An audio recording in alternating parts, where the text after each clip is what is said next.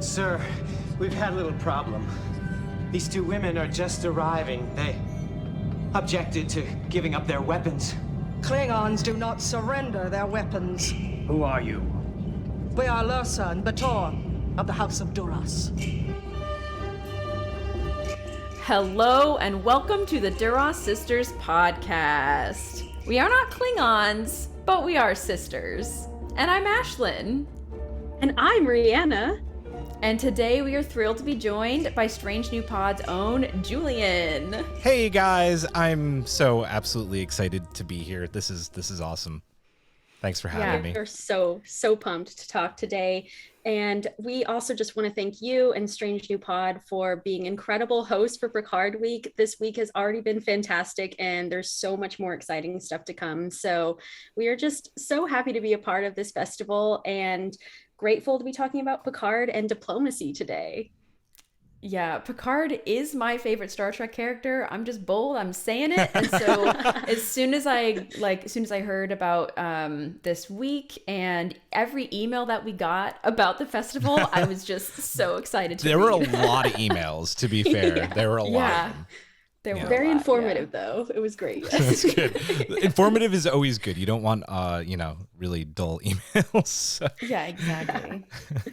Well, so normally when we have a guest on the pod, we ask them a couple of warm-up questions. So Julian, I'm wondering, who is your favorite Star Trek character? So bit of an easy question because you could see him right here because I am a Commander William Riker stan. I also showed you my figure off when we are not recording yet, but Commander William Riker, I love that man. He's just awesome from the way he sits to the way he plays a trombone. He's awesome. I love him. Great choice all around. Thank you. I love Riker. That's awesome. Ashlyn, how about you? Who is your favorite Star Trek character? I mean, I already said it. It's Picard. I did grow up, original series was my first Trek, and so McCoy is my true love, but then Picard is really someone who over time, I think he's been my favorite character for the longest. So, I mean, there's so many amazing characters. Worf is really up there for me as well. I love Worf so much. TNG, yeah, beautiful. And Rihanna, who is your favorite character?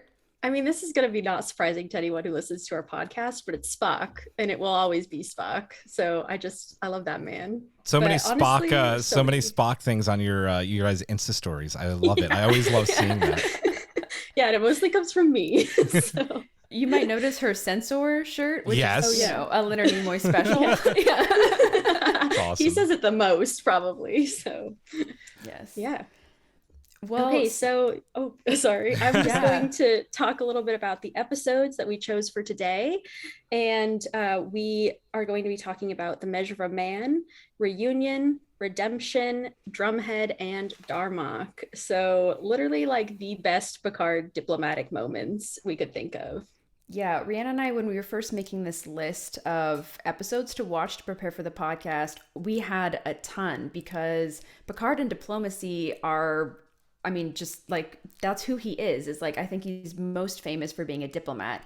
We've seen episodes where he flourishes in wartime situations and, in many different situations, but I feel like I love him so much because of what he stands for and how strong his morals are, even when it gets other characters into trouble, like Wesley and, Wesley, even Worf, he has to reprimand, but yeah. Picard is someone who is so strict with his morals and also is just so open-minded about different cultures and people that this is why I was really excited to talk about this topic.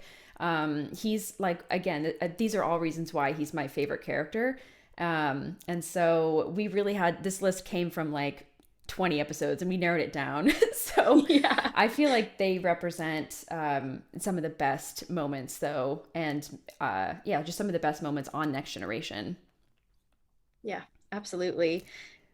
And one more question we want to ask you, Julian, is since we're talking so much about Picard, what is your favorite Picard episode?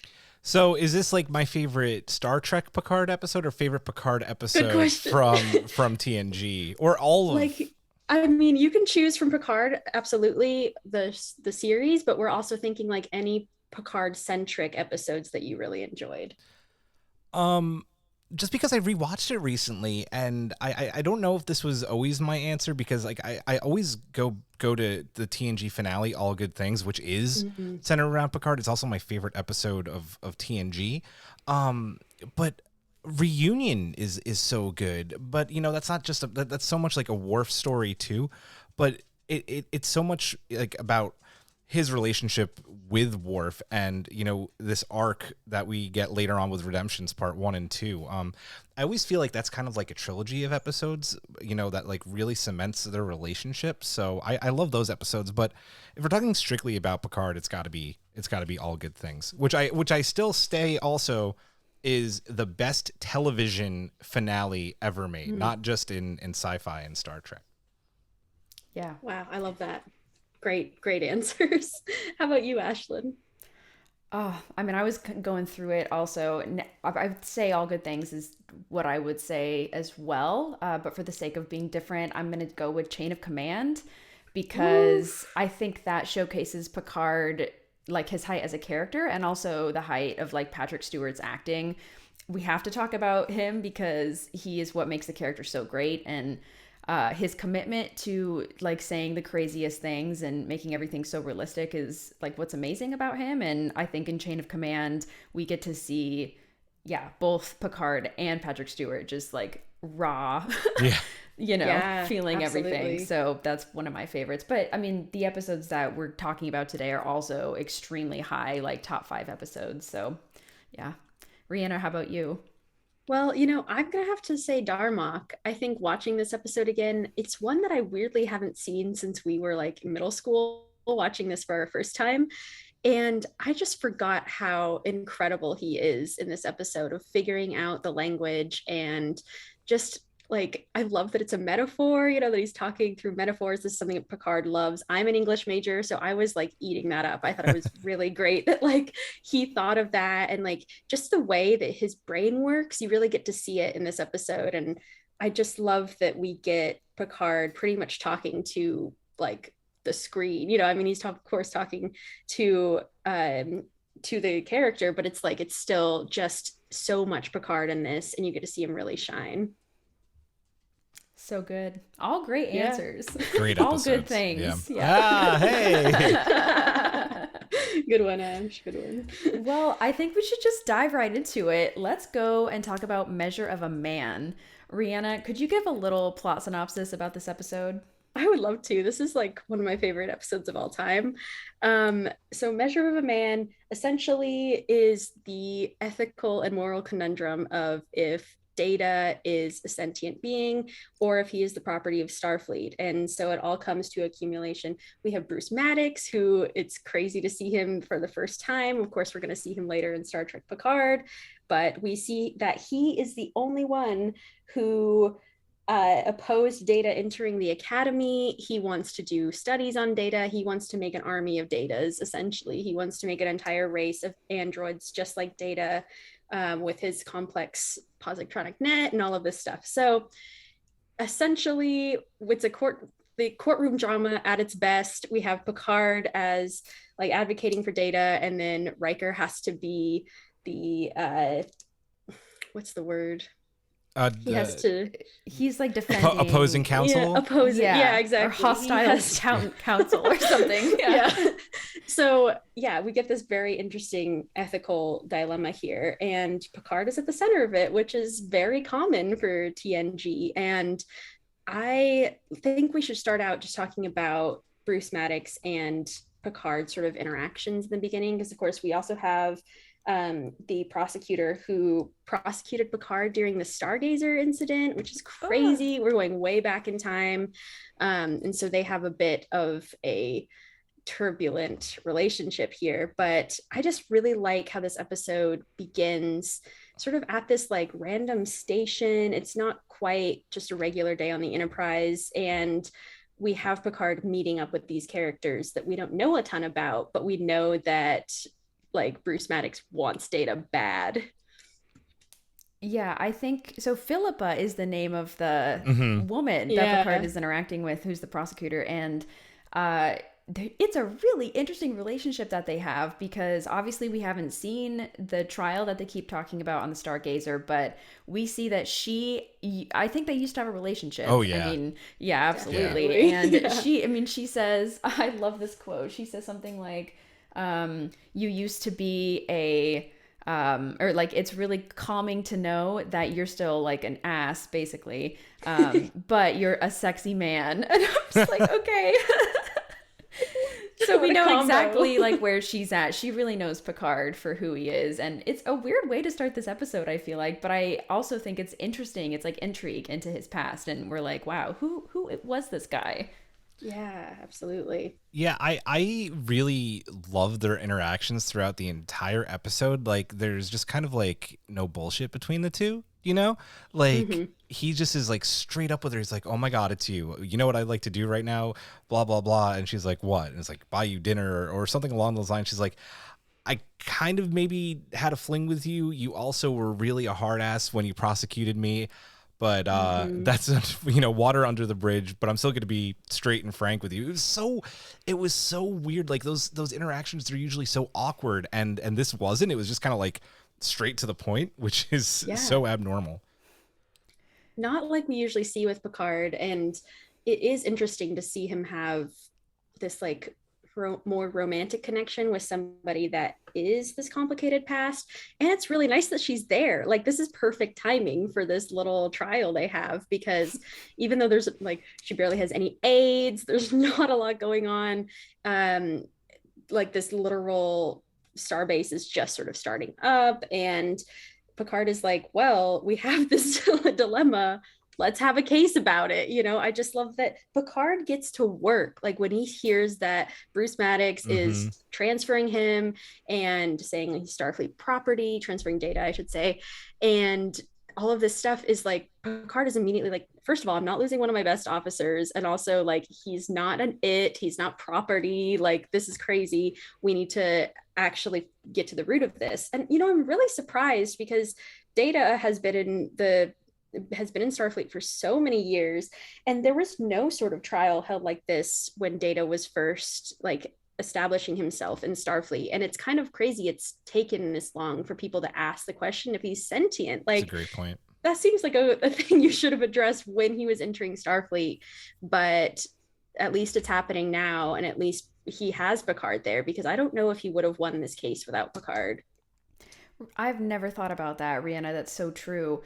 Well, and something that, like, honestly, like, makes me angry about this episode is that Bruce Maddox is saying that Data is Starfleet property, and Picard, when he hears that, he's like, oh, it makes a good point. But no, like, we know from Data's past, he was found on, like, his planet where all the colonists were dead.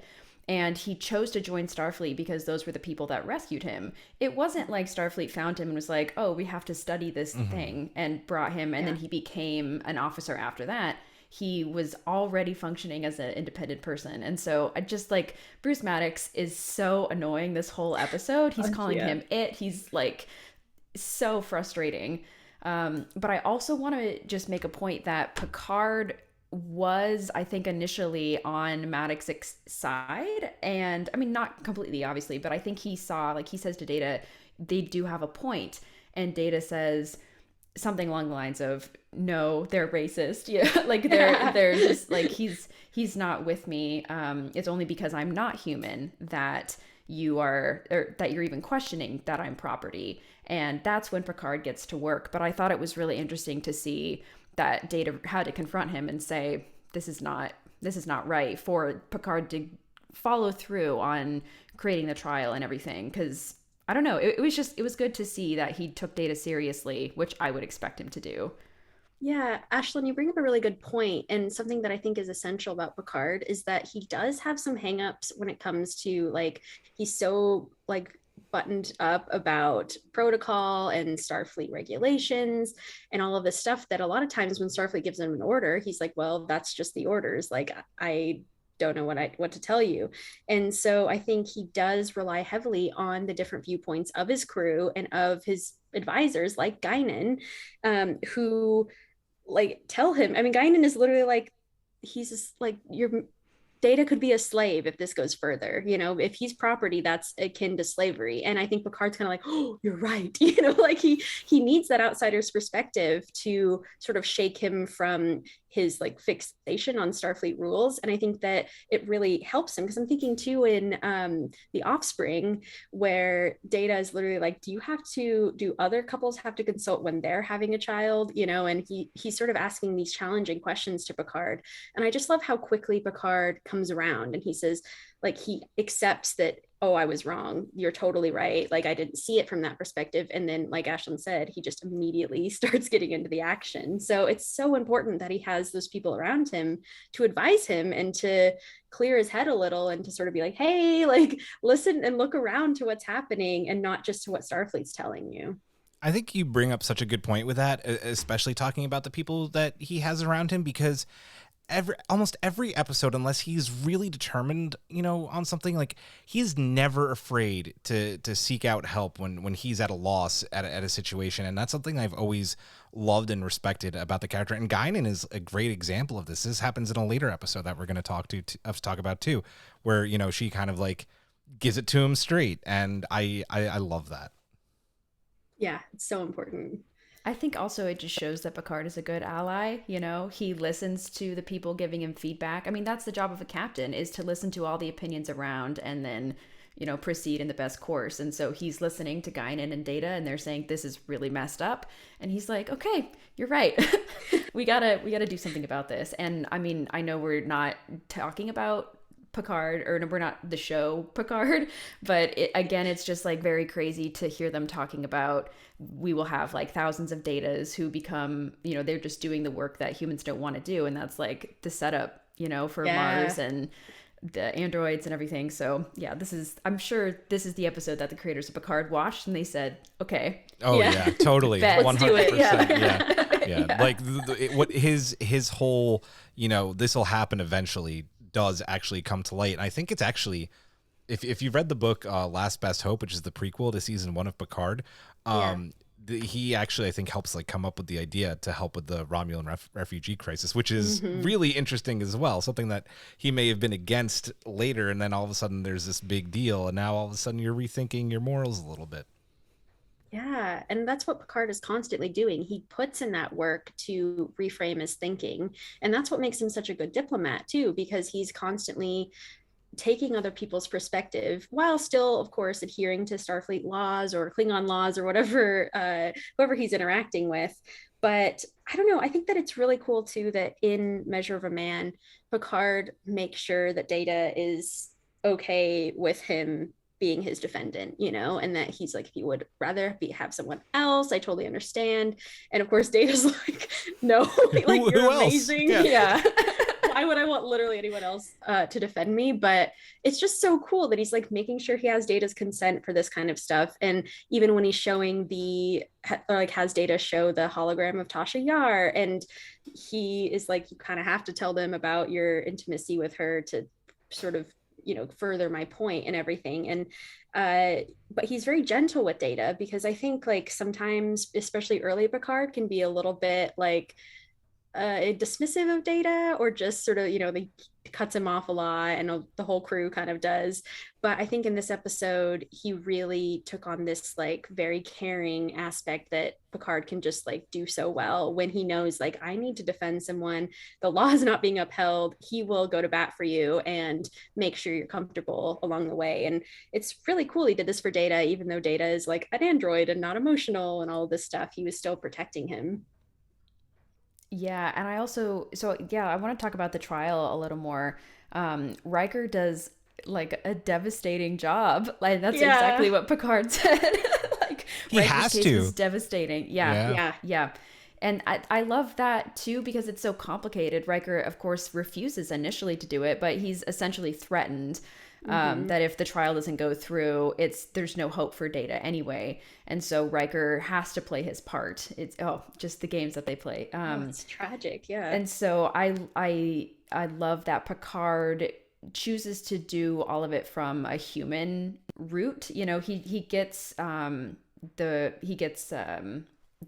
prosecution to see that Data is closer to human than you're even thinking, and showing that, why do you have these medals? It's because I cherish them, and I have this thing of Yar. And I really liked that it's a very kind of easy view, like that Picard presents. So it's easy and quick to win over the prosecution. He has such a good way of talking to everybody the way that they need to be talked to. That's again, this isn't just this episode. It's just a Jean-Luc Picard trait. He speaks with command, right, to Philippa. He treats Maddox kind of like a bumbling child, right? And then, like Rihanna was saying, treats Data with compassion, love, and respect. And it's just, he knows how to hit every single moment. Yeah, Julian, that's such a good point. And I really like the fact that he really turns Maddox's own words against him, and when he's asking him, define sentience, and Maddox gives him the 3 qualifiers, and then he's pretty much like, okay, Data checks all of these. Like, he literally tears apart his own argument just by using his own words. And that is something that Picard is also so good at, is like, just, he's such a wordsmith too. Like, he really knows how to use words as weapons. And I just, like, I always think of the Shakespeare quote where it's like, I would challenge you to a battle of wits, but I see that you're unarmed. Like, that's Picard in a nutshell. It's so funny though, you say that like he's a man of words, right? Because he totally is. Yet I think he goes, at one point he's talking to Philippa, or he's talking to another one of the characters. He goes, I think he calls law gobblegook or gobbledygook. I'm just like, okay, Jean-Luc, all right. Yeah, you just have high standards. Yeah. Yeah, oh my gosh. But knows the letter of the law so well, right? But it's gobbledygook. Yeah. I love that I feel like he frequently does this, where he breaks down the argument into asking, like, what is the basic raw definition of something? And that is the best way to prove someone wrong, or not even to prove them wrong, but to get them to look at things from a different perspective. Because when you're looking at the raw definition of something, like what is sentience, it takes away whatever stigma is being maybe surrounded by by like just the word itself. And so just that method that he has of just walking people through step by step and saying, look how you're wrong, it's just, and this is the logic why. I love it. Yeah, that is epic. I love that too. Even but sorry, go ahead. Oh, I was just going to read this quote where he says, Your Honor, the courtroom is a crucible. In it, we burn away irrelevancies until we're left with a pure product, the truth, for all time. Nice. That's a great quote. It's such a good quote. Yeah. So good. Yeah. Go ahead, Julian. No, I was just going to say, I think, he just going back to what you guys are saying, he does, a really good job during the trial. And he does get his point across. And even when, he makes an objection and that objection isn't upheld, it's still like a really good point and it's getting through to people. Like when Riker submits the metal bar and he's like, objection, there are so many other races, Federation, races that have super strength. Like Spock could probably bend that, right? Yeah. So even though that objection is, thrown out, it's still a good point and gets people's minds racing. Yeah, and when he has to take off Data's arm, you see it's like physically painful for Picard. Yeah. And of course, Data is just like, it's just another day, but like Picard is really struggling with Riker's like really iron tight case. I mean, Jesus, Riker. Especially when he shuts him off, man. Right? Like, oh. Yeah. Yeah. Doing Data dirty. So bad. Yeah, and I love, of course, the resolution at the end of this trial where Picard does that famous line where he says, like, Starfleet is meant to seek out new life. Well, there it sits. And I'm just like, yes, the whole time I'm just cheering. Yes. I was literally I was like waiting for you to finish. And I was like, then I'm going to read the quote. You got the quote. Yeah, it's so good. It's the peak. And I think I'm just admiring Patrick Stewart because he, like, you can tell that he thinks through the way that he's delivering these lines so well. The emphasis on certain words that like make an impact. This comes up later in all the episodes, but I just have to shout it out. Like, thank you, sir, for your good work. It's such a minor line, but I think, I guess it isn't a minor line, but the speech that he makes is so good. This kind of, this line doesn't get brought up a lot, but the minute he's done making that speech, he goes, you wanted to make law. Well, here's your opportunity. Make it a good one. That always like resonates with me. And I'm like, damn, man. Like, way to just like take it home. Oh, I love that Yes. moment. That's such a good line. Oh my It God. reminds me of like when he's talking to Philippa kind of in the middle of the episode saying, just reminding her, like, do your duty like you did on the Stargazer. And she says, you do yours. Yeah. And I think that's also just taking it back to their relationship. Something that is just really reassuring is that above all, it's about duty and doing what's best for Starfleet and what's best for everyone. So I appreciate that. Yeah. Absolutely. Man, should we go on to Reunion, the next episode? Oh my God, yes. Oh, this is amazing for me because it's like Worf and Picard are my two favorites from TNG, and every single Klingon episode where Picard is his Chadich or the arbitrator, I could be your screaming. Chadich. Yes. I was actually so sad because Rihanna made shirts for that's on our Threadless shop that say Picard is my Chadich, and they neither of them arrived on time for the live stream. But Picard is We'll my show them off Chadich. later. Yeah, exactly. Rihanna, once again, will you give us a little laydown about this episode? Yeah, so Kempek is the current Klingon High Council or main dude. That's not the right term. High Chancellor, I believe. Yeah, he's Chancellor. And he has just been poisoned. And so he comes to Picard, or Picard comes to him, and he says, quote, we need an outsider. And so he asks him to be the arbitrator. And he's pretty much says, like, figure out who killed me. And then he dies. And you're just like, oh, great. What a start to an episode. Good luck. Yeah. And so Picard is put in this position where he has to essentially pick the next chancellor and pick between Duras and Gowron.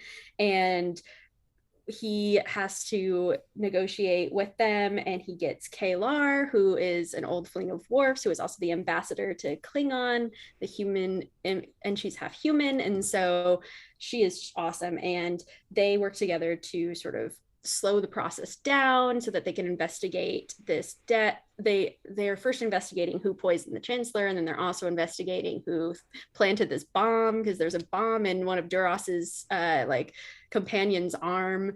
So anyway, it's pretty much Picard being an investigator and an arbiter. It's amazing. He's just double duty on this. Nothing is impossible for our captain. He can do it all.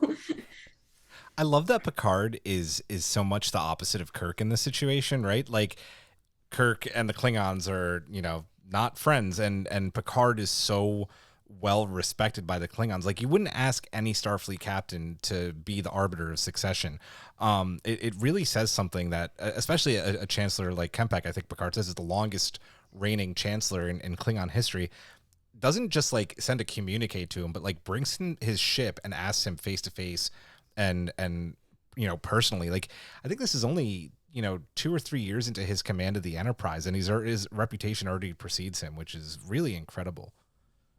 Absolutely. And I think this also comes from his work that he did in Sins of the Father. We're not talking about that episode, but it's the other of the like sort of Klingon arc where he first becomes Worf's Chadich, and they also have to go through this whole trial to figure out if Worf's father was a traitor, and of course he's not, but he was framed, all of this stuff. But so Picard already has experience through that, and then you get to see him just so immersed in the Klingon culture and so respectful that I just really love this about him. And Ashley and I have joked about this before, but like Picard also knows like all of the holidays of like every single like crew member, all of their different species and like stuff they celebrate. And so sometimes he'll be like, oh yes, the Bajorad Festival of Lights is coming up, or like whatever, and he'll just like, he knows so much about the culture. And that's another thing that makes him such an excellent diplomat, is because he does his research and he does his fact checking and like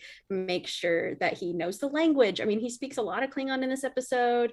He is pretty respected. I mean, considering it's still like there's a lot of Klingons questioning him, but they still see him as the arbiter, and they still know that he has the power here, and so they begrudgingly accept that. Julian, I'm so glad you brought that up, and that's like one of the reasons I love Picard so much. I also thought it was interesting in the very beginning when he's meeting with the Chancellor before he passes away. He says, I've been slowly poisoned over time with Veridium-6, which I guess, like, that sucks. And Picard doesn't, like, have any, he doesn't say anything like, I'm so sorry to hear this. This is really tough for the Empire. Like, there's no mincing words. He just goes right to business. Yeah. And he's like, okay, what do you need from me? Let's not waste any time. And I think that also is such a good skill to have, because at least for me, I'm all about, like, oh, how does he feel? And, like, how am I catering to the Chancellor who's, like, about to die? And how can I make him feel better in this situation? But Picard he knows this is not the time for that. We have to figure out what's going on with the Empire, because, like, got to get to work, essentially. So I love that about him. It's also just another example, right, of, like, him knowing his audience and who he's working with, right? Like, Klingons don't want sympathy. Yes, so, exactly. He's not going to go that route. He is going to do exactly what you said, right to business. What are we going to do? How are we going to fix this? And I don't think he ever really clearly says it can't be Duras or it can't be Gowron, but, like, who is going to be the next chancellor? Like, let's figure this out.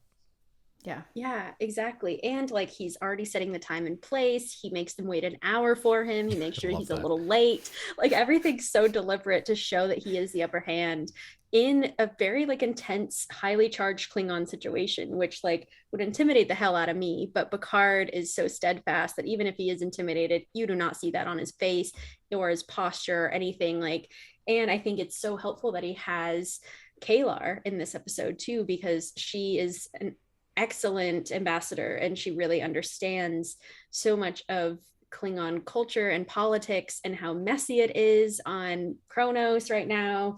And she provides such good counsel for him, and he's, fishing for ways to stall. And I love that he's like, how did the old ways do it, and Yes. Can we enact those again? And she's like, yeah, sure, I'll walk you through it. And so he makes them, like, have to cite all of their battle history and all of this stuff. And I think that is so cool, because you can't say no to that. You can't say, like, oh, he's going to do the, like, traditional way.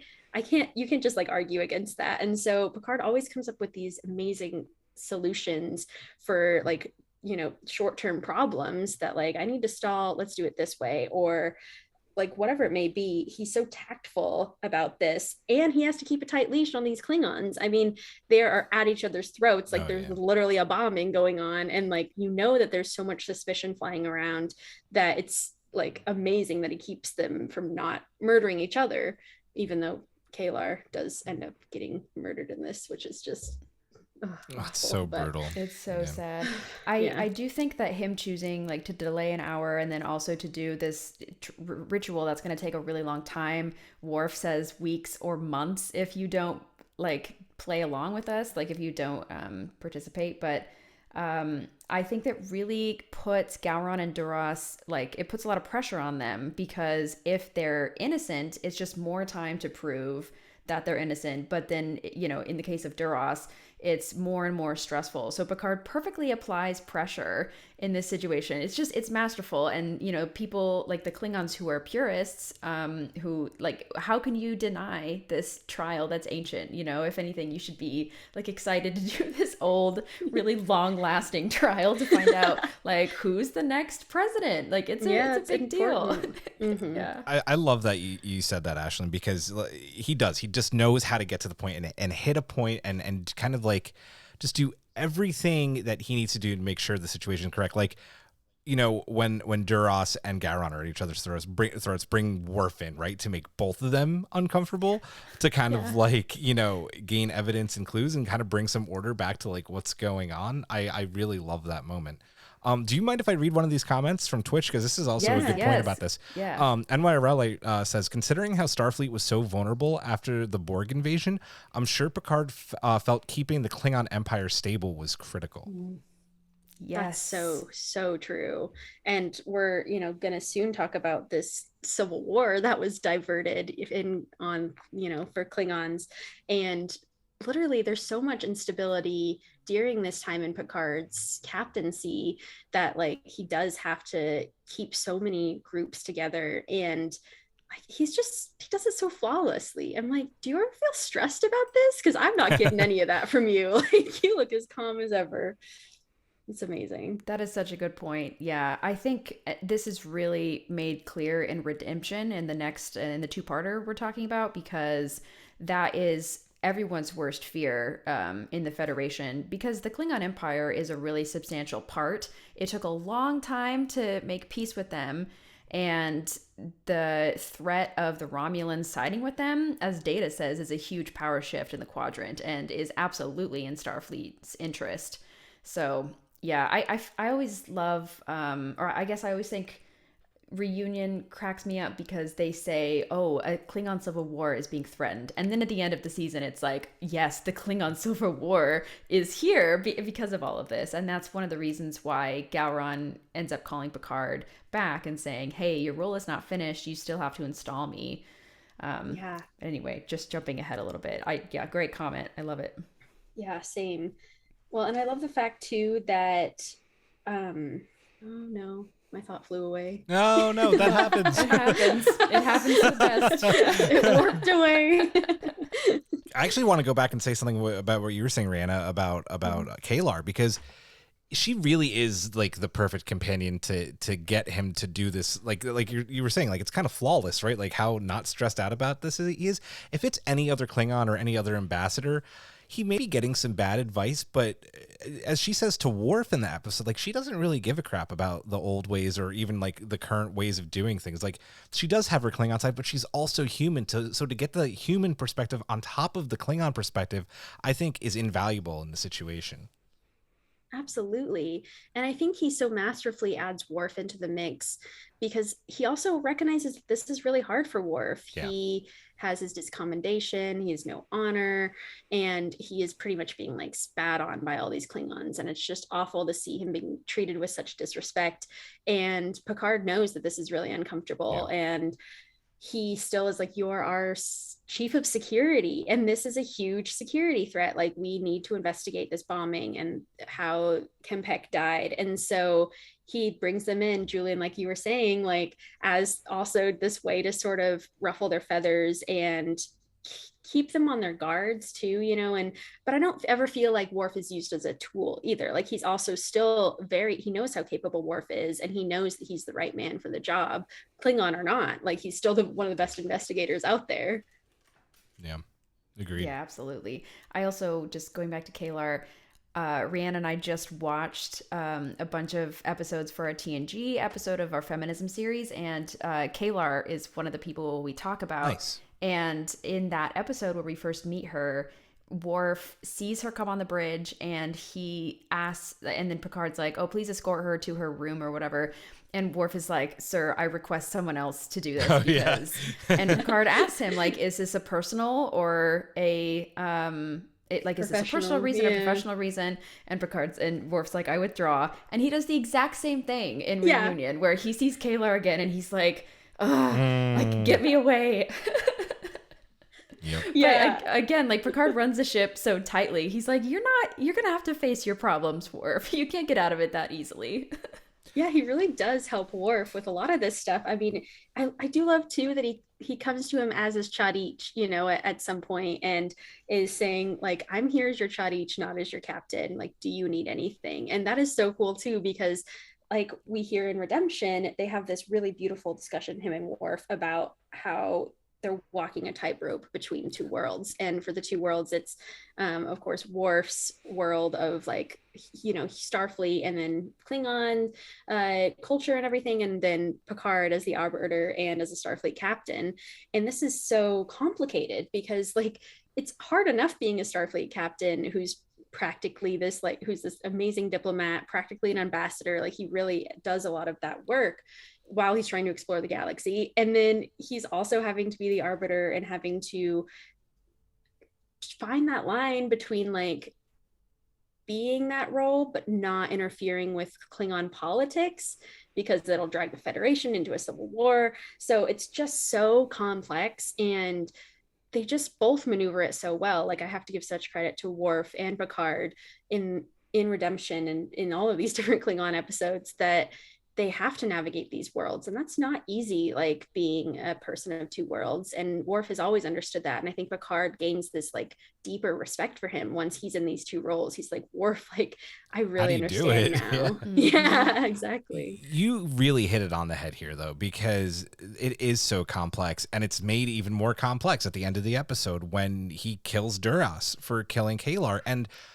Picard and maybe any other captain would have handled that in such a different way, whether, you know, making Worf resign or sending him to the brig. But Picard, more than anyone, understands Klingon law and tradition.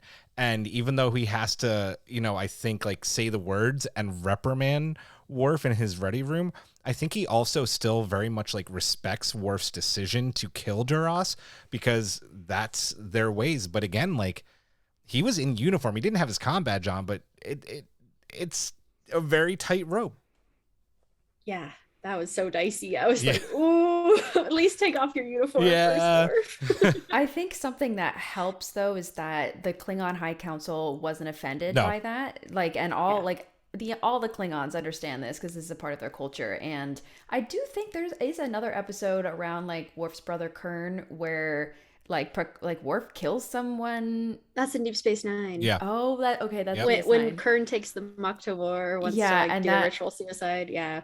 How cool is it that their whole story spans 2 series? I always love that. Oh, I love Kern too. He's so God epic. bless. Like... Yeah, Kern doesn't get enough love. When I saw him in Redemption, I was like, yes, here he is again. Baby boy is here. Yeah, I absolutely love that. Julian, I'm really glad you brought that up. I think that it probably is really hard for Picard to have to navigate everyone's different cultural differences as well, and to both respect them, but also be like, we're all in Starfleet together. We have to follow these laws. That's so complicated. He really raises the bar of like captain qualities, you know, like I feel like if you don't have minimum standards where you understand everybody's culture and are able to like implement them like this, then you should be a captain, you know? Yeah, that's true. So good. What's the captain's name in Voyager, the captain of the Equinox, who just like the minute they get to the Delta Quadrant and meet bad people, he throws away like all his Starfleet morals? I think his name was Captain Ransom, and they just started killing Ransom. He starts just killing like beings. He used them as like an advanced warp drive. I'm like, that's the exact opposite of a Picard or a Janeway. Absolutely. That's evil Admiral vibes. Yeah, exactly. Along the lines of kind of Picard and Worf's struggle with walking and living in 2 worlds, I thought it was interesting that Picard called Worf out for using the Federation Google, like the Federation computers, to do his research about like the trial against Kittimer and all this stuff. Because Worf is now trying to prove, you know, he's trying to not like he wants to not be dishonored anymore. But then also like Worf is taking his like little sabbatical to go and aid Gowron and gain forces and all this stuff. So I thought it was good that Picard called him out and said, you can't use your like status as a Starfleet officer to get the proof that you need. Like it has to be outside the Federation because it just gets too complicated. And initially I was like, come on, Picard, like you still got to help him out. So I think making the records public is a great solution for everyone because again, like Picard is always saying, and he says later in the Drumhead, the truth like is the point of all of this. And that's what we need to get to, because if we don't have the truth, we have nowhere to go from here. So I thought that was cool that he made the records public. Yeah, that was such a bold move. And I thought that was perfect because like you're saying, the truth has to be weeded out here, because the truth is that the Romulans are secretly working with the Duras sisters and trying to literally overthrow the government and create this whole civil war just so that they can like sneak in and do their little Romulan deception game. And I think that like it's so perfect that this has been sort of seeded in these different Klingon episodes as we've been going on. We heard that the explosion was a Romulan device. Yep. And there's always been this sort of like question about it. And so it's so cool that like we as an audience are also digging for the truth as much as Picard is, and that he is steadfast. Like he will literally, I love this, because at first he's like, I have to back off, we can't like support Galron as Starfleet, but we can go to the Romulan border and do a blockade, you know, like that was so cool because he leads the fleet as well. Like he is not like a, like, you know, he's not a very seasoned wartime captain. I mean, this is not his like strong suit, so they could have sent anyone, but Picard is the arbiter and he knows so much about the situation, he's so close to it, that he knows this is the best solution. And I would have never thought that in a million years, you know. I would have been like, let's just join Galron and, you know, hell with the consequences. Yeah. But he knows the exact line that he has to toe in order for it to still be under regulation and to not like piss off the Romulans either.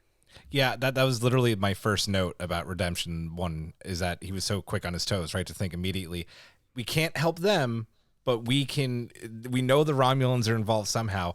Let me, you know, talk to Starfleet, see if they have anything to say. And they give him ships. This is again after the Borg conflict. And like all those ships are run down, but he gets, you know, he gets his point across enough where he's able to do this. I thought, yeah, excellent point. He gets 23 ships. Yeah. Yeah. Amazing. That's so like, badass. This is a man who can get 23 ships to the Romulan border. Again, like that Kirk would not do that, you know? No. Well, maybe he in a different way, but yeah, he would just ask, you know, the captains and not go to Starfleet. Like, yeah, no, yeah, for sure. That's so true. Well, and two, I mean, I'm such a big Data fan, so I really appreciate the scene where he goes to Picard and he's like, I'm a senior officer. You were looking for more senior officers. Why am I not a captain? And it's sort of the thing we were talking about earlier in Measure of a Man. Like it sort of just went over his head. Like he didn't even think of the option of Data being a captain, even though he has like one of the longest Starfleet records and he has all these medals and everything. It's still like some of that stuff kind of floats over his head until he's brought back to Earth and he listens, like we were saying. And so I love that he's immediately like, oh yeah, you could take this ship. Like, my bad. And that's so good because Data like saves the day. He's the one who figures out where the Romulan cloaking, like the cloaked ships are and everything. And it's just so cool. Like I love to see Picard, you know, realize he made a mistake and quickly just like rectify it. Just like, yep, you're so right, I will listen to you. And he trusts him, you know. I love that Data comes up in the end and he's like, I'm so sorry, like I'll go under report. Yeah. And Picard's so proud of him. He's so proud of Data.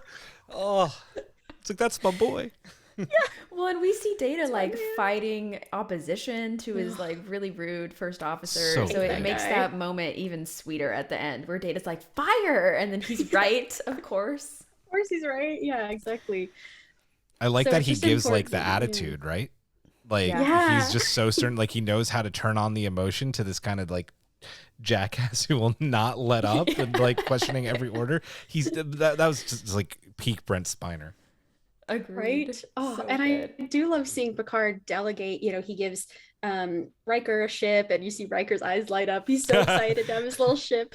And like, I don't know, it's just really cool because Picard trusts his crew so completely and he is just steadfast in like knowing that they're going to do their job. And there's no sort of worry of like, oh, do I have to sort of be in the wings waiting to cover for someone? No, like he knows his crew, and that's because he's such a good captain himself and he has built this relationship with his crew. And like Ashley and I sometimes talk about how Picard often doesn't have like a very genial kind of relationship with his crewmates, and it doesn't, at least in the beginning, feel really like that sort of found family trope that are in a lot of Star Trek. With like he never plays poker with them till that literal end of the show. It's so like, sad. Yeah. It's so sad. It's like, I should have done that line when he's like, I should have done this a long time ago. It's like so heartbreaking.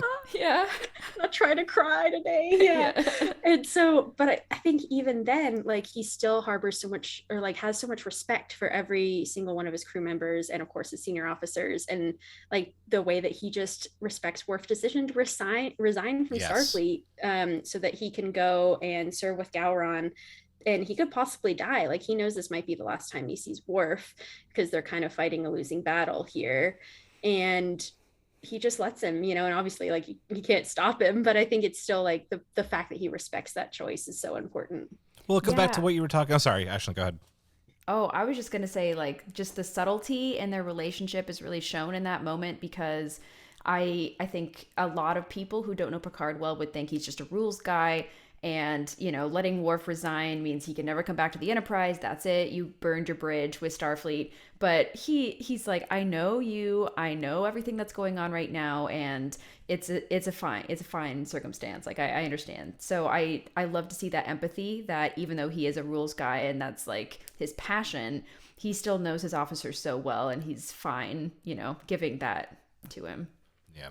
And I think it does go back to that speech he makes, right? About walking that tightrope, you know? Yeah, he exactly. does know that if he lets Worf stay on the Enterprise, Worf could start making bad decisions, right? And going, you know, above the uniform. And Picard can't have that in this super delicate situation. So it's not even like a question. He's like, yeah, of course. Like, and can we talk about how amazing the last moments of that episode are when he gets the full crew lineup before he leaves, and it's just like the respect, you know. And again, like, I think that also comes down to the fact that, hey, like, this is a war. We may not see him again. So Yeah. did you guys ever think that, like, this was maybe him leaving the show when you watched this the first time? Oh, I totally. I was did. so worried. Yeah. Yeah. I remember that, especially because it's a season finale. And I mean, Rhianna and I watched this show at a time where we were, I think, pirating it. I don't even think we were streaming it. I think we were just pirating Star Trek. But I can't imagine, like, being alive and having to wait 6 months or whatever till the next season to be like, is Michael Dorn returning? Right? I need to Yeah. know. But I totally thought he was leaving, because this kind of goodbye where you have the cast line up, and it's a really good goodbye. So It's amazing. Yeah. Incredible. And I also want to talk for a minute about Picard's amazing scene with the Duras sisters. Thank you. I was about to say this too. Yeah. Oh man, I mean, I love those ladies. I think they're so funny and We have to love them. crazy. Yeah, I mean, we have to. It would be They're in weird our if you name. didn't. Yes. But I just love that they're like, you know what? Let's try to bribe him. Let's just go there and see if we can threaten, bribe. Like, let's do whatever we can. They clearly, like, they've had enough run-ins with Picard, but they do not know him, or at least they maybe want to, like, see if they can get through that, like, Starfleet armor or whatever. But Picard is just like, thanks for the tea, see you ladies later. Like, I'm not involving myself in any of this. Have a Actually, good Rihanna, day. he said excellent tea. I think that was the only way he got through to them. Was he was like, damn, that's some good tea. Thank you. But still, nah. Yeah. But that's a no from me. Yeah. I just love that. I love that, like, no intimidation tactics are going to work on Picard, because he knows that that is just, like, you know, a way that is a desperate act for them, you know. And clearly he's like, if they're trying to intimidate me, then I'm doing something right. He doesn't also even get love- shook by Sela. No. Yeah, he barely pauses. Like, he just talks to Guinan and the crew real quick. He's like, guys, what's going on with Sela? And then he's like, all right. This is not like, going to "That's have not any gonna stop me." effect on anything I do, so be ready. Yeah. He Wild. proceeds Yeah. as if she was just Another Romulan. Yeah. Mm-hmm. Really wild. Yeah, which that takes a lot of, like, strength of just, like, keeping those emotions close to your chest, and or just, like, not allowing yourself to feel them at all. You know, Picard is a little bit emotionally stunted, and so I think that does sometimes help him in his captaincy, because he could just, like, nope, not dealing with that. I do think that the result that he comes to, because of course, Tyrell, I think you say it, is the Duras little kid, not really, but teenager, who says that he's the son of Duras. And he's challenging Gowron this whole episode. And I love that Picard's reasoning is the most simple Klingon reasoning of all. It's that, well, he's fought no battles, he's led no armies, so why would he be chancellor? And, you know, Picard's, like, doing research. We see him, like, thinking so hard about this, but really, like, that's, like, the Klingon way is, he's not won any battles, and Gowron clearly has. So anyway, so good. It's my favorite cool. I line love that. from that episode. A boy who has fought no battles, shed no blood. Just great delivery. So yeah, good. well, Perfect. and he even says, like, not now, maybe in the future, but as of now, no. And so I love that he keeps that door open, that if Tyrell decides to, like, prove himself and he's really passionate about becoming Chancellor, like, he can't go the distance, but not when he's being a puppet from Lursa Bator. Yeah, absolutely. Yeah. Oh, I love that. I love these episodes. Do we have anything else we want to talk about on the Klingon front before we move on? Nope. I'm good. Okay. So now let's talk a little bit about Drumhead, which, woo! First, I gotta say, directed by Jonathan Frakes, so you know it's gonna be good. You like know right it's when I good. see that, I'm like, My yep, man. okay. Yep. Ashlyn, do you want to give us a little summary this time? Oh my gosh, yes. So essentially, there is a Klingon, we have a Klingon scientist on board. That's what he says he's doing, like doing some research, or there was something going on. Yeah, it's an exchange program. Yeah, cool. yeah, an exchange program. I was like, okay. It reminds me of Crusher's episode we just talked about, where Crusher had like all these scientists on for this Ferengi. But anyway, yeah. So Drumhead, they find out that Worf is convinced that he's a spy because there is a message sent to the Romulans, and right away Worf thinks this guy is a spy. I'll find out. I don't know how you did it, but I'll find out. He's threatening him. And then at the same time, there was an explosion that goes off in engineering, and like the door like flies off. They think it's a bomb or some kind of tampering. And so to figure out what's going on with the situation, they take this lady out of retirement. What is her name? I can't remember her name. Nora Sati. Yeah, that's right. So she's like this famous judge, I guess, this like person who conducts a lot of trials. She has a very famous father who was kind of trailblazing in Starfleet, and raised her to be like really valuing Starfleet as well. And she has the staff who's a betazoid, he's a full betazoid, so not like Troy. He can actually like tell if people are lying, and I guess has like more developed, he's more developed betazoid. And then this other lady who's like her secretary. Yeah, she's just kind of hanging around. Gives some really nasty looks. Yeah, really serving looks. I was thinking that. Like, I don't think she has a line in this, but she's really memorable. I think she serves Picard. Admiral Sati requests your presence to be, grilled at the hearing. But that's it. And she's so happy to deliver the line. She's like, I'm sticking it to you. She's like, got it. Yeah, so it basically goes on where they are trying to figure out who could have sabotaged the warp engines, and they go through a list. Worf sees there's only a couple people to interrogate because the Klingon was only interacting, like the traitor. He ends up saying, yes, I did do this. I have contact with the Romulans. And so now they're trying to figure out who would have helped him get onto the Enterprise and achieve this, because Sati does not believe he could have done this alone. And so a witch hunt essentially begins, and unfortunately falls onto this guy who's like, he was born on Mars. Yeah, Tarsus. He was born on Mars, and he lies during his trial and says he has a Vulcan grandparent. Really, it's a Romulan. And because he's lying, the Betazoid senses that he's lying, and basically Sati goes off that and says, okay, we're doing a full-scale investigation. Let's go. Let's get real. She's having secret communications with Starfleet behind Picard's back, despite being so friendly and upfront with him the whole episode.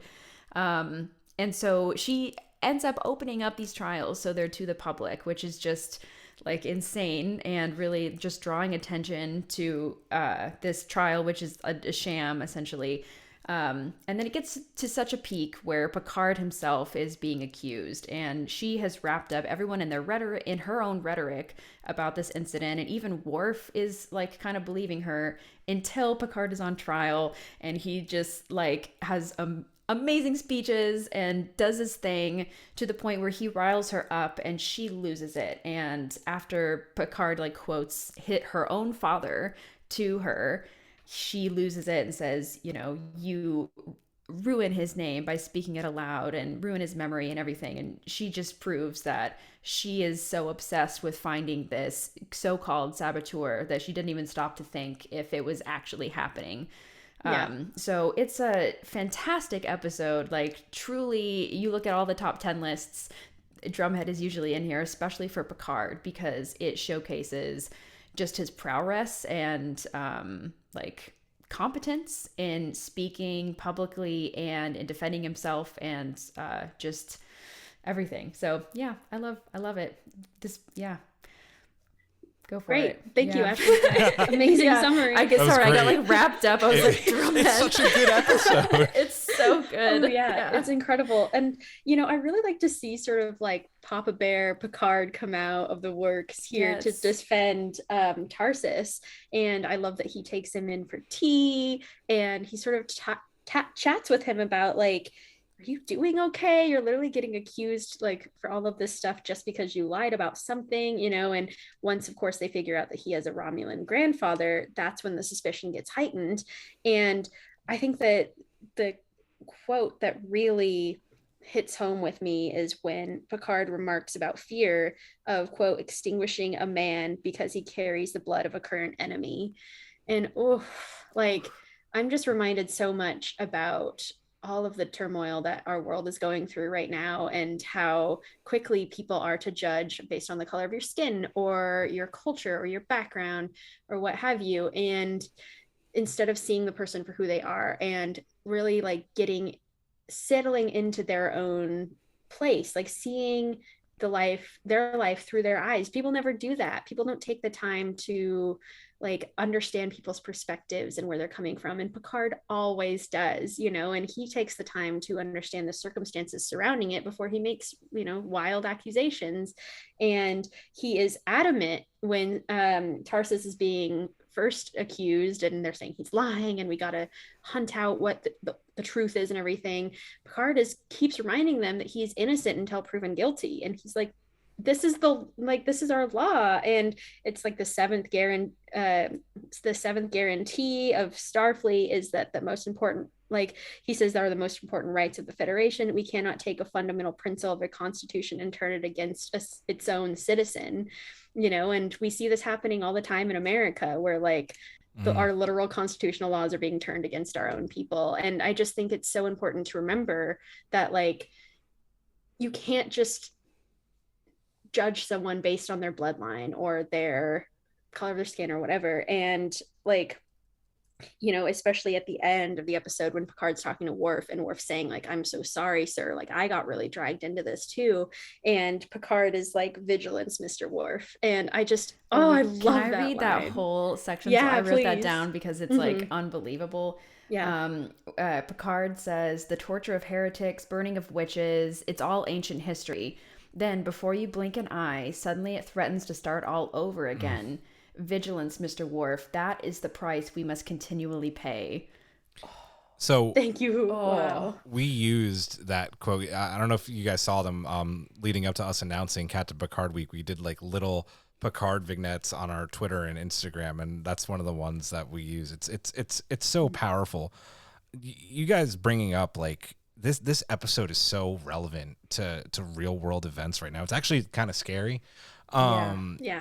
And just, you know, just not liking what we're becoming as a country and a people. And Picard says that in this, right? Like, we want to talk about how Measure of a Man has like all these amazing quotes and speeches.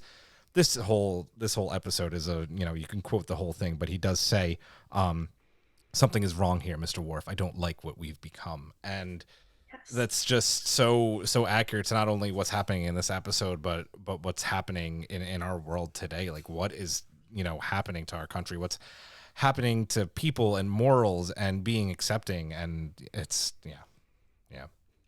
Yeah. I was actually thinking this today while watching these episodes, because when I was a kid, I think watching Measure of a Man, like in middle school, seemed funny.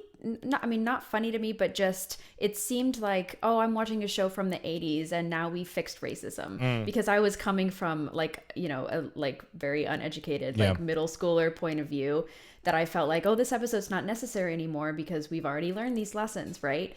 And then, watching, of course, totally different perspective. And then watching, now as a adult and seeing what's going on in the world, that, vigilance is the price we must continually pay. And something that I really appreciate about Picard throughout this whole episode, that's just a reminder to all of us, is that he is not getting swept up in the drama that she is creating, that the woman is creating, Sati. He's taking everything that she says and kind of like pausing and thinking it through and then responding. And we just don't do enough of pause, think about it, and then react. We're in a very like instant react culture, and even Worf admits, that he gets swept up in it. I think even the fact that she opens it up to audiences is probably the worst part about this, because this was an internal matter that maybe people were, like the lower decks crew was talking behind closed doors and being like, oh, what's going on? Why is this admiral here?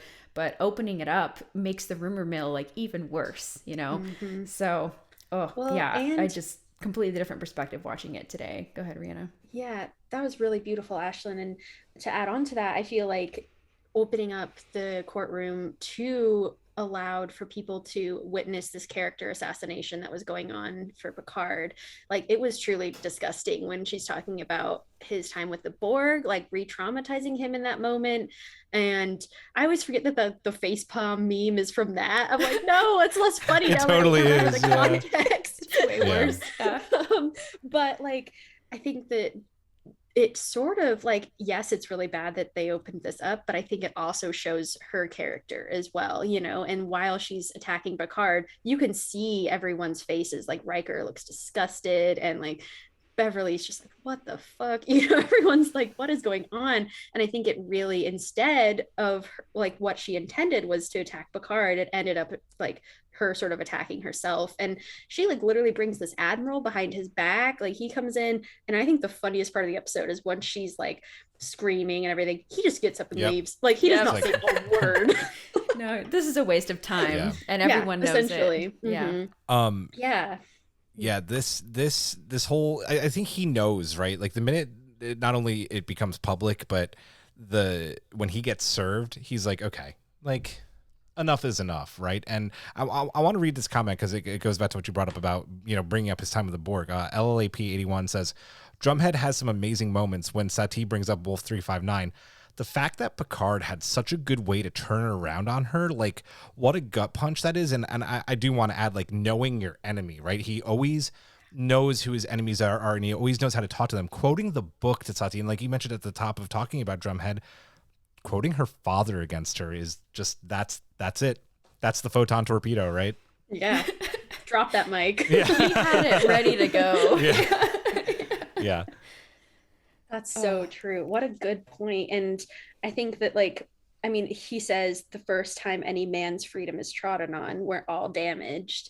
And ooh, ain't that true? Like, we really have to remember this. And I think that's something that I've always admired so much about Picard, is that, like, no matter your background or what is going on in your life, he's still going to give you the benefit of the doubt, because he knows this. He knows that, like, once someone's freedom is trodden on, we're all damaged. He knows that that's going to reflect on everybody in that room, that the fact that Tarsus is being accused falsely because he has a Romulan grandparent is so messed up, and he knows he has to right this wrong, even if he has to go through this like kind of a traumatic courtroom experience. He does it for his crew and to prove Sati wrong. But that's so brave. Like, that would be so hard to have to sit there and listen to. They're like, you violated the Prime Directive 9 times, do you even know what it is? And I'm like, 9 times is not that bad. It's not that bad. And you're talking about a captain, like, I think someone made the comment above earlier, like,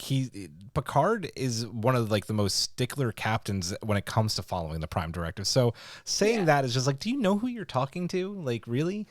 I don't want to hear Janeway's transcript. Like, that's embarrassing. Yeah. I think also Picard is really, he never says it in this way, but he's really fighting the culture of taking things out of context, because she's saying we're going to expand this investigation to the whole crew. And I'm thinking, everyone has something to hide, and if taken, not even have something to hide, but we all have things in our background that if taken out of context could be seen like in a weird or different way, or we just all have like lives that we don't want on display all of the time. And so Picard is protecting that for his crew. And also, I think if like these public hearings continue and they go through down the line, all the senior officers, it's going to completely destroy the culture on the Enterprise that he's been building for so long.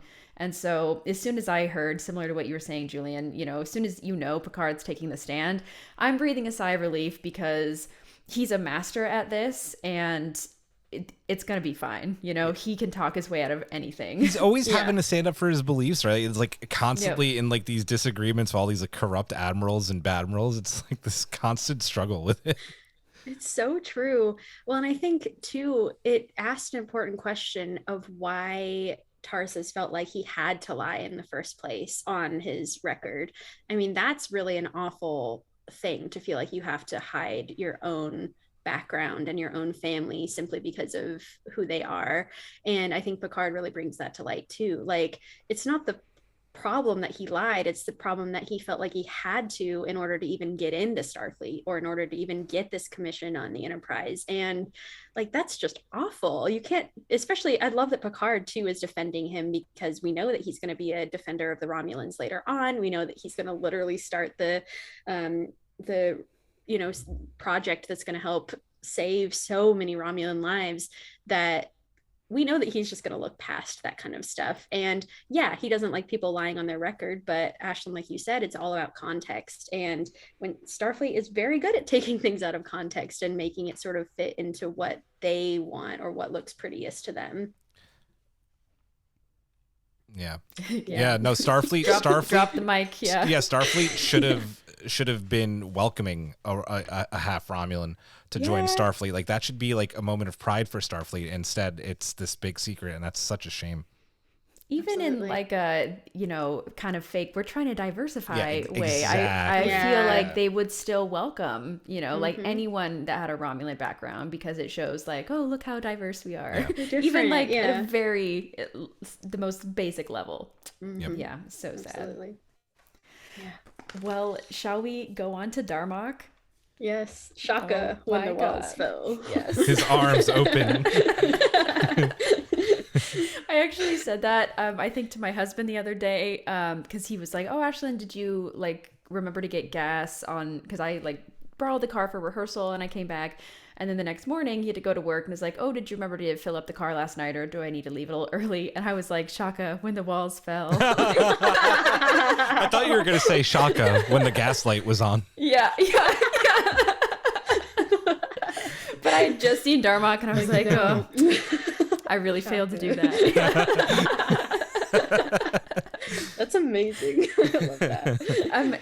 This episode is, again, like, so fantastic. I think it's one also that is really unique. Even after, you know, we have Discovery, we have Lower Decks, all these new series, I feel like we've never quite had an episode like Darmok. Rihanna, do you want to go for it? I'd love to close us out with this summary. Yeah, so there is a species called the Children of Tama, and they have never been able to communicate with the Federation. There was another captain who tried and failed, and they want to make trade negotiation. They want to help them enter into the Federation, but obviously there's a communication barrier. And so Picard, being Picard, is like, all right, I'll try it, and so he goes out here, and he gets first they have this conversation on the bridge. No one knows what's going on, and he then gets beamed down with the leader, and they pretty much just like hang out in this forest for a while. They do some camping. Picard's wondering what his intentions are, if they're hostile or if they're peaceful, and dealing with the language barrier. And then they're attacked by this beast. Meanwhile, the Enterprise is trying desperately to get Picard back, because they're assuming the worst, and they're assuming that he was, understandably, he was beamed down without permission or consent, and so they've experienced enough of this to know this could be really bad. So they spend quite a long time trying to beam him back. There's like a whatever sort of technobabble that is stopping him from using the transporter, but they eventually get kind of a partial lock on him while the leader is being attacked by this beast. And so the leader is gravely injured. I'm sorry, I don't remember his name. I don't remember it either. I always forget it. I know. Yeah. Yeah. I have my phone. I shall look it up. Okay. Excellent. So then he's being attacked. Picard is like, no, please, like, stop beaming me. And so finally the transporter breaks its lock. He's still on the planet, but he's very injured. And Picard, I should say before, they were starting to finally understand each other's language. And so by the time he is injured and dying, they can really understand each other. And they have this beautiful resolution where Picard is finally understanding the language. And his name was Dathan. Dathan. Yeah. I love Wonderful. him. Me too. So this episode, I think, reminds us of like how we become sort of complacent with the technology we have and reliant on it, and how reliant everyone is on these universal translators. I mean, it does sort of remind me of early episodes of Enterprise where Hoshi is trying desperately to figure out this dialect of Klingon or this, Suliban on the ship or whatever. They're out there literally like trying to understand a language while it's happening. And so, but by, Picard's time, that's such a thing of the past that they rely so heavily on their technology that when they come into contact with a language that they can't decipher, it's a huge problem. And I think it opens all of their eyes to just the difficulties of the language barrier. And that's like such a simple thing that they'd sort of like quote unquote defeated long ago. And so it's really cool to see Picard have to go back to his roots. And he says, quote, communication is a matter of patience and imagination. And I love that quote. I think that's so important. And that is Picard. Like, he's very imaginative. He kills it with the metaphors anyway. And so like he figures out it's a metaphor pretty quickly on. But I like the fact too that he knows that yes, this is a metaphor, but I have to understand the context of the story. And so this whole scene where he's getting to talk to Dathan about the story itself of Tanagra and of Darmok and Jalad. Yeah. Like how, they met and they fought a beast together, and that sort of connection of triumph and of facing death together brought them to this peaceful place. And so that's so important though. And I think it also reminds us of like we were saying, context is essential to understanding each other. Beautiful summary as usual. Yeah, I really admire this species in general because clearly they have warp capability, or at least like spaceflight capability, and it seems like they have not been able to communicate with other cultures. So they're extending a hand, and no one, at least in the Federation, but I'm assuming like maybe other people also can't connect with them because of the way that they discuss, because of the way that they talk. And the way that their culture works. And it makes me think about like if humanity was just like meme culture, where the only thing we say is, memes or references to other things, which is, maybe we're getting there, but oh boy. I really appreciate how patient they are as a species, and also the way that they're really able. So like once they beam Picard down to the planet and then that whole thing happens, they are preventing the Enterprise from really doing anything to get involved in what's going on the planet. And I'll say, I mean, I love Riker, but he needs to chill in this episode. Yeah. I feel like he's really like thrusters on full, like the phasers, he's ready to go. And I think in any other situation, this is the right reaction. Like they've possibly kidnapped Captain Picard, and we don't know what's going on with him. But in this case, the species is actually like trying to do something good. So I just think it's really interesting that they had all these safeguards, like these, or I guess fail safes, where, they're like strengthening the barrier around the planet so they can't beam him up. Everything that Riker tries, they throw at him like at every turn. So just really interesting that they're willing to wait this out and see if communication is even possible, because this is probably like, this would be a really important moment for them. Yeah. I actually have a pretty big hot take about this episode. Okay. I think that Riker has the harder job in this episode, diplomacy wise, because he does have to. Speaking of tightropes, like he has to walk this line. Is like, how far do I take this before this becomes a situation where we will never be able to have relations with this species? Like, how long does it take before I don't just like try to break down this barrier? I start really firing and, firing phasers and then firing torpedoes. It's really hard. And I do understand Riker's, I do understand him being like kind of like heavy on the trigger in this episode, because they're monitoring Picard's vitals and what's going on, and also Dathon's, and they're not just down there having a campfire, which does happen. They are getting attacked, and Dathon does die, and that could have been Jean-Luc, and Riker understands that. So I do understand trying to get him back. I don't necessarily agree that he was heavy-handed. I do think that Picard has an equally impossible situation. I think this is probably like his hardest, diplomatic issue yet. He goes into it not knowing a single thing and really has to adapt. And it's, yeah.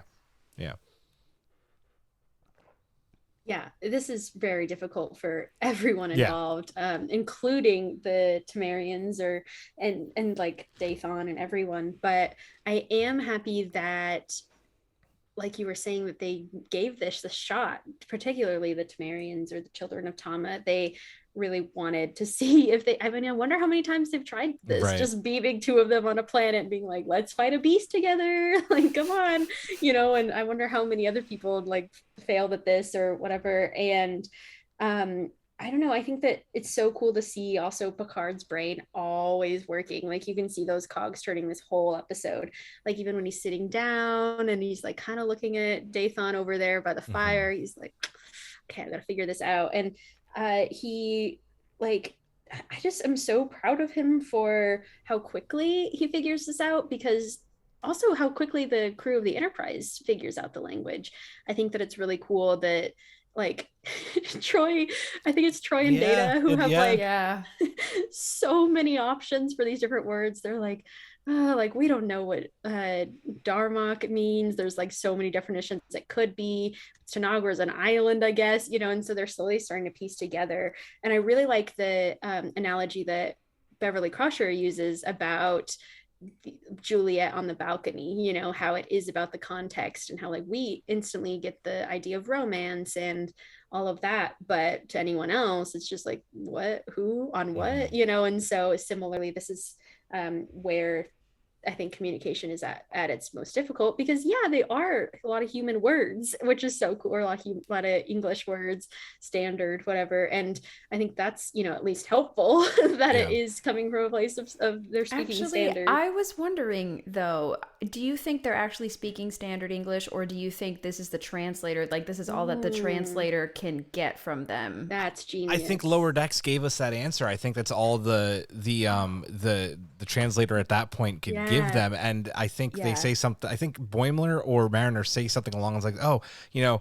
we're getting there, but it's still not quite perfect when why can't I remember his name now, but they get the new security guy. Kayshawn. Kayshawn. His eyes open. Do not touch me. I am not a toy. Oh, puppet Kayshawn, we need him. We need him. Cute. Yeah, absolutely. But I love too that Boimler says like he took Temerian at the academy and he still cannot get it. He still is like insulting Kayshawn. I love that moment right at the end of the episode where Kayshawn's like hitting on the officer too, and it's like a total bust, and goes, oh well, shocker when the walls fell. So good. So funny. Yeah, I just love this episode.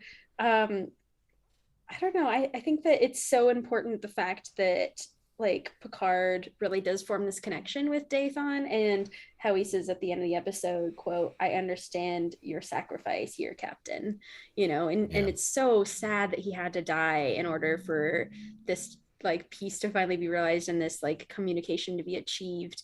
But it's such a noble sacrifice and something that like Picard, of course, really respects, which is so cool. It's so very Picard, Oh yeah, and it really shows the desperation of the Temerians to be understood. Is they're willing to let him die all for the sake of some type of Yeah. connection. Yeah. I mean, yeah, it's got to be so isolating to have a whole universe of people out there and none of them can understand you. Like, oh, thank God Picard's there. Yeah, and I do love that Picard uses to ultimately figure out this language. He uses one of his favorite things, and that's literature, right? He uses the poem, the Epic of Gilgamesh, and it's just and you know, it's you know, Patrick Stewart's a Shakespearean actor. He delivers those lines so well, telling Dathan that story, and it's just it's so good. That's my favorite part of the episode. Oh, same. Yeah. Yeah. It shows that he's such a classics guy. It makes me think about how he's so into archaeology and history. And even at the end of the episode, when he's rereading Gilgamesh, and he's like, he's like, PSA, Riker, we should all be reading the classics. It was so good. Oh, it's so important. I love that. I love when he is on the planet and he's speaking everything out loud. And I feel like if I was in that situation, I mean, obviously I know it's for the benefit of the audience, like to really have transparency about what Picard is thinking and how he's figuring out, like, it's a metaphor. But I also feel like he's speaking out loud, like, for the benefit of, and I forgot his name again. Dathan. For Dathan, yeah.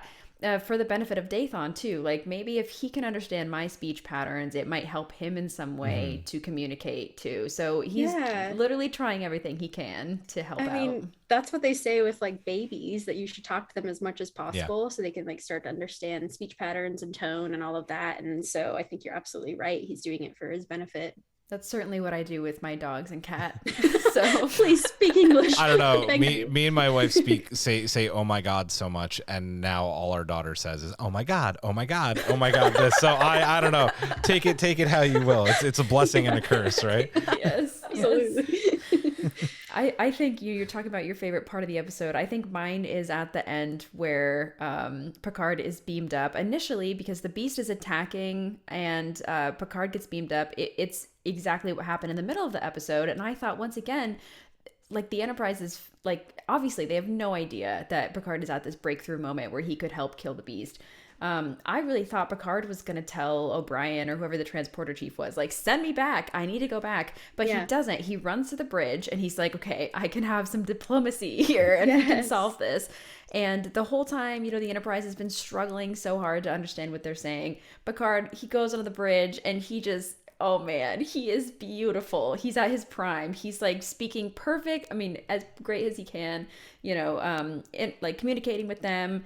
And the whole bridge crew are like, what the hell? Yeah. Like, how does he know what's going on right now? And it reminded me of the end of a lot of original series episodes where like someone says something and the whole crew is like, what? You know? I just love it. I love too the look on the faces of the crew of the other ship and how grateful they are at the end. That's such an amazing moment. Especially for the one crewman who was definitely seeming more suspicious and just like a little more closed off to the idea of meeting the Enterprise, that when Picard tells of his sacrifice, of Dathan's sacrifice, and like just the work they did down there, and to see his gratitude is really cool. And I think too, something that's so powerful about the writing of this episode is that like the more that Picard learns the language, the more we learn it too. And so by the time that the end of the episode's there, none of us need a translator. Like we all know exactly what they're saying to each other. And that is so, so cool. Like that's really hard to pull off. And these writers and Patrick Stewart and everyone who worked on this episode really did it so gracefully. Such a great point. Yeah. Oh, I'm feeling so happy talking about Picard, and these episodes are all fantastic, and I'm so, so, so grateful to you, Julian, and to Strange New Pod for hosting this week. It's like the little girl in me is at her peak happiness because especially like Drumhead, I think was an episode that really changed me growing up, and I am such a diplomacy nerd, and any type of politics going on in Star Trek, I feel like that's my peak nerdiness and my peak love for Star Trek. And when people ask you, what does Star Trek mean to you? It's like, oh, well, at Sector 93, like, that's my strength. And so rewatching these episodes is like lit this fire. And so I'm so, just so happy that we have such an amazing and strong Star Trek podcast community, and that we get to collaborate in this way, especially during a pandemic when we all feel so far apart from each other. So thank you for setting up this week. I know it's at great cost to your to your life. You know, you got so much to do, such a busy week, but again, we're just like grateful to be here. Listen, I'm so happy that, you know, you guys wanted to take part. You're one of the first podcasts that we thought of that we wanted to 100% be a part of it, and reached out to you guys.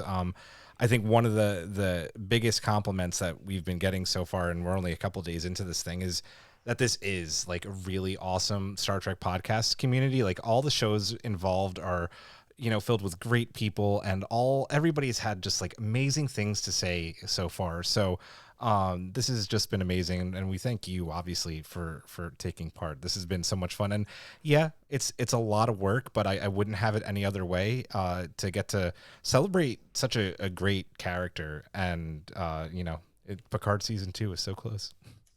Absolutely. I'm so excited. Yeah, I feel like I've learned so much about Picard. I thought that I knew all there was to know, and I feel like that's not the case, you know, and I feel like this week has really helped me to see so many facets of him that I hadn't even thought about. So I love the themes, and I'm just so excited to hear the rest of these incredible podcasters as this week continues on.